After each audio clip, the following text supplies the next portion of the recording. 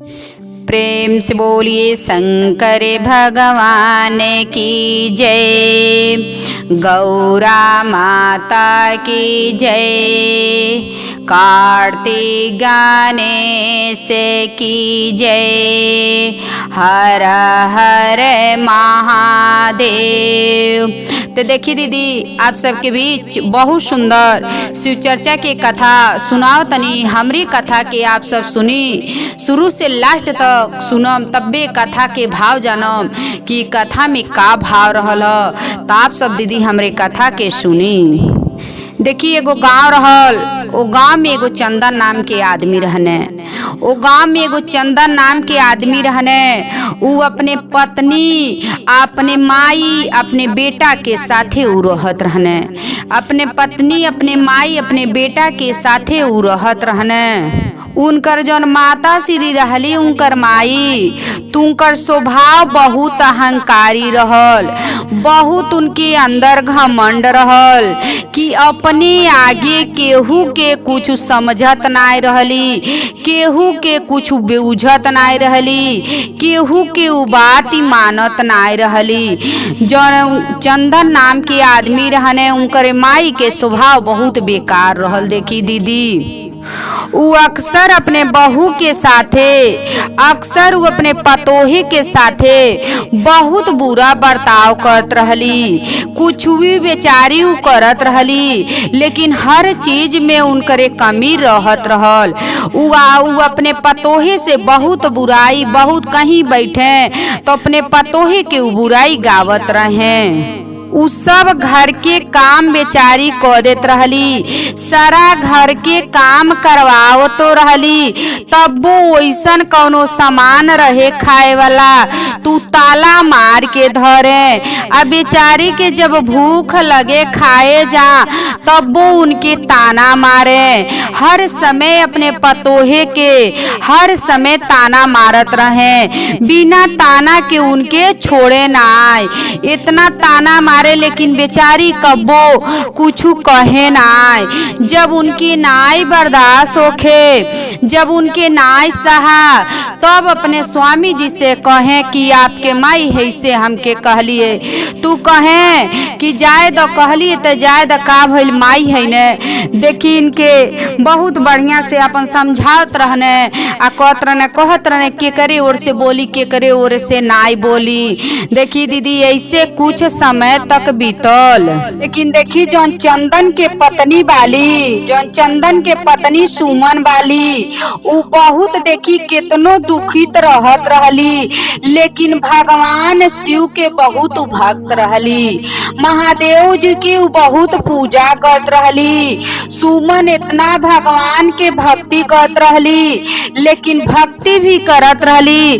तब वो जौन सासु रहली, चंदन के माई रहली, तू देखी के तब्बो जरे कहे कि देखा कि काम काज बा घर के, आ एके अपन पूजा ही लगल बा। इतना बेचारी के डांट लगावे, इतना बोली बोले, बेचारी के उनके सुमन के कुछ कही नाई जात रहल। अब उ का कैली, चंदन के पत्नी रोज सुबह उठ के, अब है सास उनकर बिस्तरा पे सुतल रहे, लेकिन रोज सुबह उठ के उ भगवान शिव के मंदिर में चुप्पे से चली जा। भगवान महादेव जी के मंदिर में चुप्पे से जाके आ उनकर पूजा करत रहली कि हमर सास उनाई जाने। ओही जा बैठ के कुछ देर अपन विश्राम करत रहली, आ भोलेनाथ से उहे कहत रहली कि हे भोलेनाथ, हे महादेव जी, हमारा रक्षा करी, हमार देखभाल करी। देखी जाके दीदी उ महादेव जी से अपन दुख के रोवत रहली। ऐसन कैली कि रोज सुबह जा, आ रोज सवेरे जाके पूजा करें, आ जैसे पूजा करके आवे तब उनकर सास बिस्तरा से उठल लाई रहे। देखी ऐसे करत करत देखी उनके कुछ दिन बीत गईल। एक दिन चंदन के माई अब यह सोचली कि चल तनी हम अपने पतोहे के सबक बहुत बढ़िया से सिखाई, बहुत बढ़िया से उनके हम सबक सिखाई। अब चंदन के जौन पत्नी वाली उनसे कहली कि सुना हेहर आव तोहसे एगो जरूरी बात बा। कहली का कहतनी बताई कावन चिकार बाटे, कवन गलती कैले बानी। देखी ओई दिन इतना बढ़िया से चंदन के माई अपने बहू से, चंदन के मेहरारू से इतना बढ़िया से बातचीत करत रहली। उ सोचली है कि चंदन के पत्नी की अब हमार सास सुधर गईल वाली, अब हमके जान मान करिए। लेकिन देखी उनकी अंदर, चंदन के माई के अंदर बहुत ज्यादा देखी अब उनकी अंदर कुछ बात ही चलता, तेही से उ अपने पतोही के इतना मान जान उ करतली। का कैली, कहली कि ठीक बा तू यही जा बैठ, हम तो के खाना निकाल के ले आवत तनी दे तनी। कहली कि का बात से हमर सास आज हमके ले आके खाना देतली। लेकिन देखी दीदी उनके अंदर ते छलकपटी रहल, उनके अंदर ते कौनो और विचार चलत रहल। का कैली अपने पतोहे के, चंदन के मेहरारू के का कैली, खाना में जहर मिला के उ दे देहली। जब खाना में जहर मिला के दे देहली, जब लगली चंदन के पत्नी खाना खाए त खाना खैली, कुछ देर में उनके शरीर में जहर लगल भीने। कुछ देर में उनके शरीर में लगल जहर जब भीने, जहर के जब अवसर हो गईल तो वही जा बेहोश होके गिर गईली, वही जा उ बेहोश होके गिर गईली। अब चंदन के बेटा ई बात के खबर चौपल, चंदन के बेटा के लगे ई बाती के जब खबर पहुँचल, अब आके देख के चंदन अपने मेहरारू के लगने घबराए कि ई का हो गईल हमरे पत्नी के साथे, ई कैसे हो बेहोश हो गईली, हमके ते कुछ मालूमे नाई बा। अपने माई से पूछतने त माई कहतली बेटा हम ना जानतनी, अरे खाना खात रहली है आ खाना खात में ई बेहोश हो गईली, हम नाई जानतनी। अब चंदन ये सोचतने कि हम कैसे अपने पत्नी के होश में ले आई, हमके तो अब कुछ कही नाई जाताटे। लेकिन देखी चंदन ते ई सोचतने बात, लेकिन चंदन के माई ई सोचतली कि चला हमार काम कईल कामयाब हो गईल, हमार काम कईल कामयाब हो गईल, केहू अब जानी नाय। देखी चंदन के पत्नी तो अब बेचारी तो उ त बेहोश होके गिर गईल वाली, और उनके ये अब होता कि अब जी है नाय। जब सुबह भइल तो चंदन के मेहरारू जैसे रोज सुबेरे भगवान महादेव जी के, भोलेनाथ के मंदिर में पूजा करे जात रहली, वैसे उ भगवान के महादेव जी के मंदिर में रोज के तरह पूजा करे नाई पहुँचली। जब पूजा करे नाई पहुँचल वाली तब भगवान भोलेनाथ महादेव जी बड़ा चिंता में हो गईनी कि काहे हमार शिष्या जो रहली रोज सुबेरे सबसे आगे उहे आवत रहली, हमके जल पियावत रहली, हमके उहे खाए के जो रहत रहल तो रोज सवेरे हमके चढ़ावत रहली। देखी भगवान महादेव जी आइहे भी चिंता में बानी, आ देवी पार्वती के साथे देखी उ बैठल बानी। महादेव जी देवी पार्वती के साथे बैठल बानी। अब इहे कहतनी कि हे पार्वती, रोज हमार शिष्या आवत रहली, रोज हमके आके सवेरे रोज हमके जल चढ़ा के जात रहली, लेकिन आज उ पता नहीं काहे मंदिर में उइली नाय। देखिए पार्वती जी कहली आपके लगे ते बहुत ज्ञान बा, आपके लगे तो दिव्य शक्ति बा, आप ते देख सकेनी। कहने ठीक बा। अब उ माता पार्वती के साथे बैठ के आ दिव्य शक्ति से आ सब देखे लगनी, सब देखे लगनी। लगनी माता पार्वती के साथे। आ जब सब देखे लगनी, सब शिव भगवान महादेव जी सब देख लेनी तो माता पार्वती से कहनी कि सुना, हमार जौन शिष्या रहली उ बहुत दुखीम वाली, उनकर जौन सास वाली तो उनकी खाना में जहर दे देले वाली। आ जब जहर दे देले वाली उ बेहोश पड़ल वाली, उनकर पति बाने, उनकर बेटा बाने, उ लोग अपने माई खरती लोग रोवता लो। देखी कहली माता पार्वती, जब आपके शिष्या रहली तो अपने शिष्या के आप मदद करे, काहे जात नहीं बानी, अपन शिष्या के आप मदद करे आप जाई।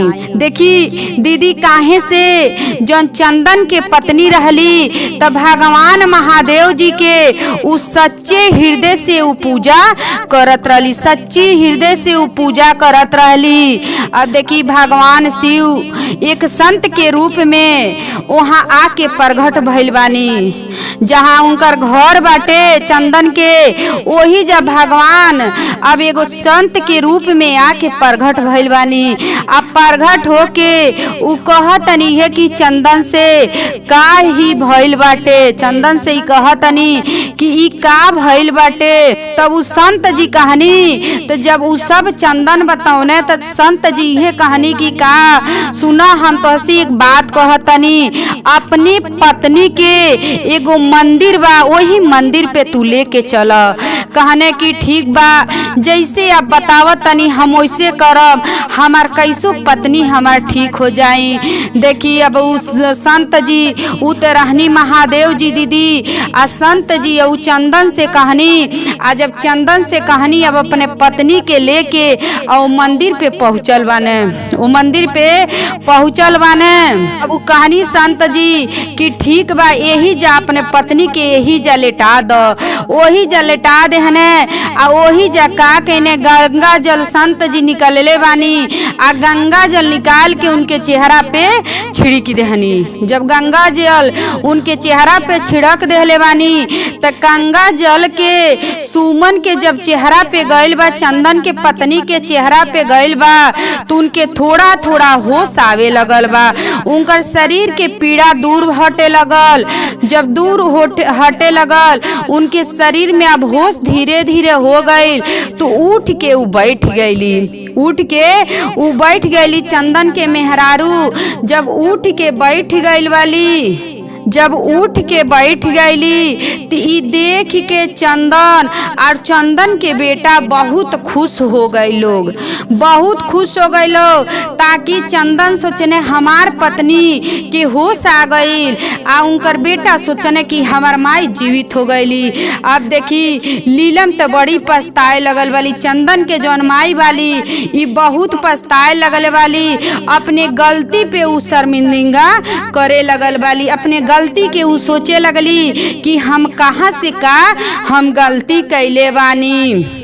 अब जब सब बात उ संत जी सब बात जब बतावत तनी वही जा चंदन के माई अपने गलती के माने खरतीन अपने पतोहे से माफी मांगले वाली, अपने पतोहे से माफी मांगे लगली। और माफी जब मांगे लगली कि अब हम कौनो गलती ना करब, अब से हमहू मिल के सब काम करब।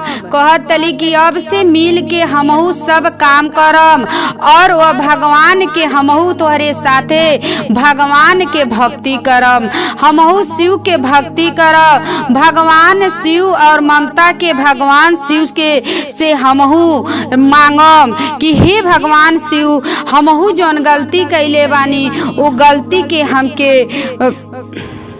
के हमके माफ करी।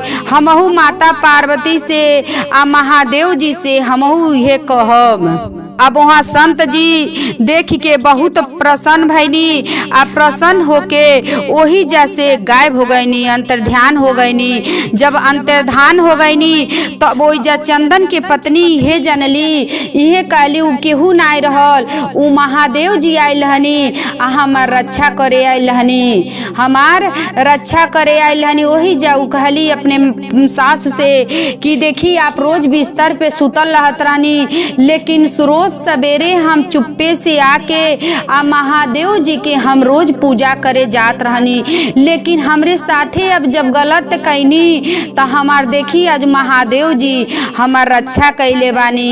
हमके पत्नी के जोड़ा बनौले बानी, अपने पति के साथे बेटा के साथे मिला देहले बानी, तो भगवान जी हमके इहे हमार रक्षा कैनी। देखी दीदी, ई कहानी के इहे भाव हवे कि सच्चाई आ भक्ति कहीं जाला ना, सच्चाई और भक्ति कहीं जाला ना। भगवान के जे महादेव जी के सच्चे हृदय से पूजा करी, तू अपने भक्तन के अपने शिष्यन के जरूर रक्षा करेनी। तो देखी महादेव जी के दीदी पूजा कैल कहीं जाला ना, जब सच्चे हृदय से आ मन से उ महादेव जी के पूजा करत रहली, इहे मदद मांगत रहली कि हे महादेव जी हमार रक्षा करी, तो महादेव जी देखी दीदी उनकर रक्षा कैले बानी, तुमकर पूजा कैल कहीं गैल नहीं बा। तो आप सब दीदी भगवान के सच्चे हृदय से भक्ति से अगर पूजा करो तो भगवान महादेव जी आपके पूजा के जरूर सुनम, जरूर आपके दुख में उ साथ करो। तो आप सब दीदी हमरे कथा के सुनले हो, तो कथा के सुनले हो हम अच्छा लगी तो आप सब कमेंट बॉक्स में हर हर महादेव लिखब।